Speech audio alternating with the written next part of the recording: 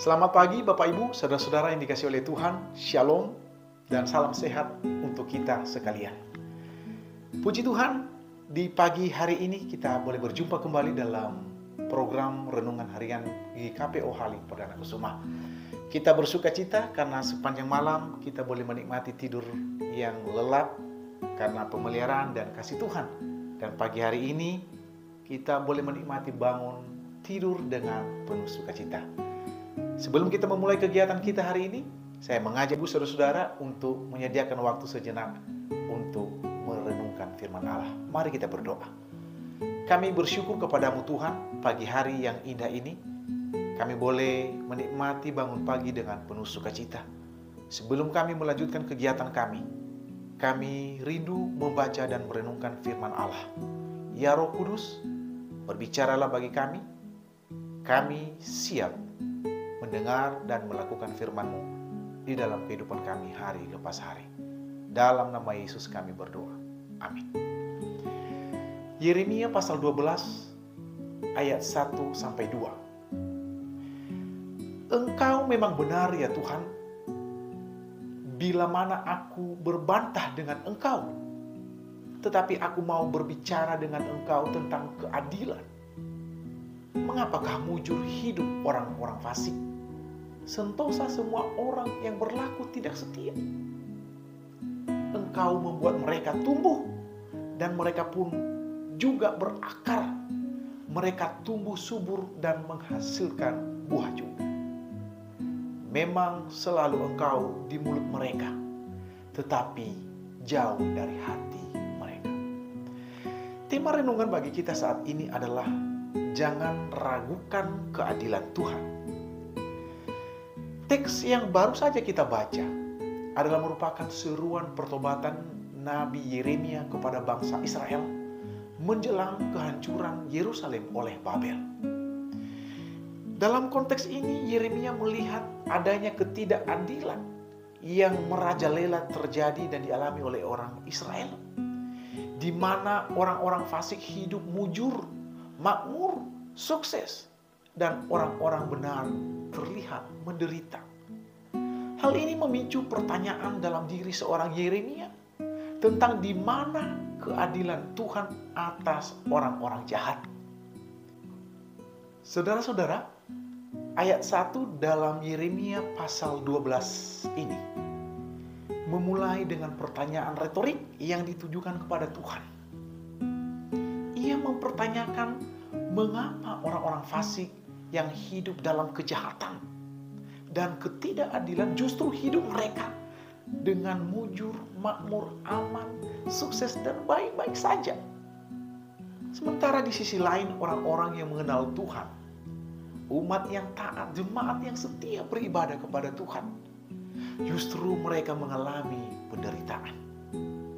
Pada ayat yang kedua, Yeremia melihat kemakmuran orang-orang jahat bisa menjadi sebagai ancaman bagi iman dan kepercayaan serta menjadi batu sandungan.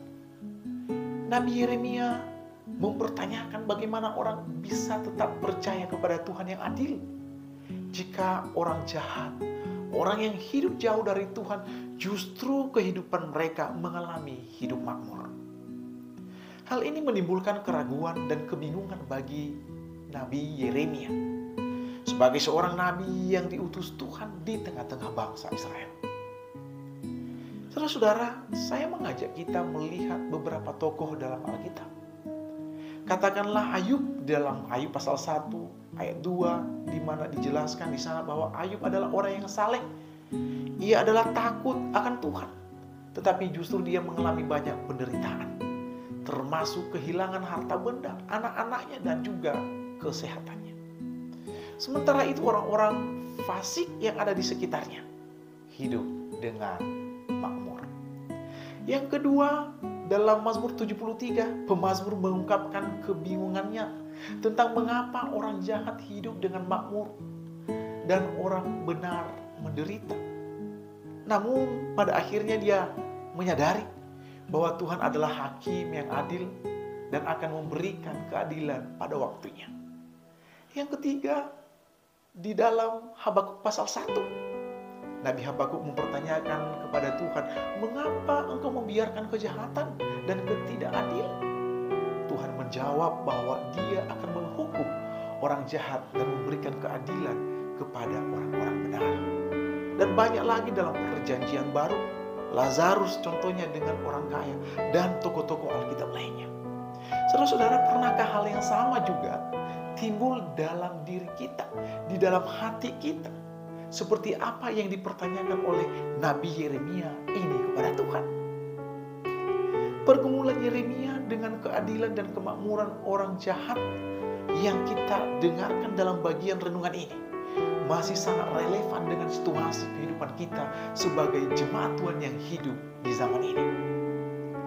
Kita sering melihat orang-orang yang tidak jujur, mereka yang serakah dan tidak bermoral justru hidup dengan makmur dan sukses. Sementara orang-orang yang baik hati, orang-orang yang setia beribadah dan memberi diri melayani Tuhan, justru mereka mengalami kesulitan dan banyak pergumulan. Hal ini dapat menimbulkan pertanyaan tentang di mana keadilan Tuhan dan di mana kesetiaan orang percaya yang menjadikan mereka menerima janji-janji Tuhan. Sehingga hal ini bisa menggoyahkan iman orang percaya. Namun penting, saudara-saudara, bagi kita untuk mengingat bahwa Tuhan adalah hakim yang adil. Ia mengetahui segala sesuatu, karena bagi Dia tidak ada yang tersembunyi. Mari kita membandingkan Amsal pasal 15 ayatnya yang ketiga yang berkata bahwa mata Tuhan ada di segala tempat, mengawasi orang yang jahat dan orang baik. Dia melihat semua perbuatan manusia dan akan memberikan keadilan pada waktunya. Kita tidak boleh iri hati dengan kemakmuran orang-orang yang jahat, karena kekayaan mereka bersifat sementara dan tidak kekal. Sebaliknya, kita harus tetap beriman dan percaya kepada Tuhan. Meskipun situasi-situasi sulit Ia izinkan kita alami dalam hidup kita, Tuhan akan selalu menyertai dan memberikan kekuatan kepada orang-orang yang setia kepadanya. Bapak Ibu saudara-saudara yang dikasihi oleh Tuhan, renungan ini mengingatkan kita untuk tidak meragukan keadilan Tuhan. Kita harus tetap beriman dan percaya kepadanya, meskipun kita melihat adanya ketidakadilan di tengah-tengah dunia ini. Namun percayalah kepada Dia dan hiduplah di dalam kebenarannya, maka Dia akan memberikan berkat kebahagiaan sejati sempurna di dalam kehidupan kita. Demikianlah renungan bagi kita pagi hari ini. Kiranya Roh Kudus menolong dan menyertai kita di dalam mengaplikasikannya di dalam kehidupan kita hari lepas hari. Mari kita berdoa. Kami bersyukur kepadamu Tuhan untuk firman-Mu yang kami baca dan renungkan pagi hari ini.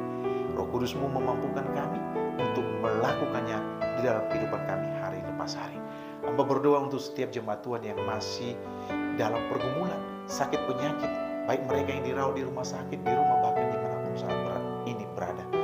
Dimanapun mereka bertugas, Tuhan percayakan untuk melayani, bahkan mereka melakukan aktivitas mereka. Tuhan jamah mereka satu persatu, berikan mereka kesehatan dan kekuatan, dan biarlah iman, pengharapan, dan kasih mereka tetap tertuju hanya kepada Tuhan. Terima kasih Bapa, dalam nama Yesus kami bersyukur. Amin. Haleluya, ku mau bersorak bagimu.